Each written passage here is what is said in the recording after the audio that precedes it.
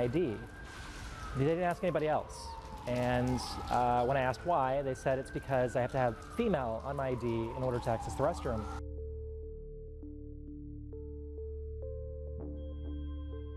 Back inside, went straight to him and asked him to read it. He did, and he said that's incorrect. And I still don't, think that you're allowed to use the restroom. I gave him one more chance. I said that I worked for the Human Rights Campaign.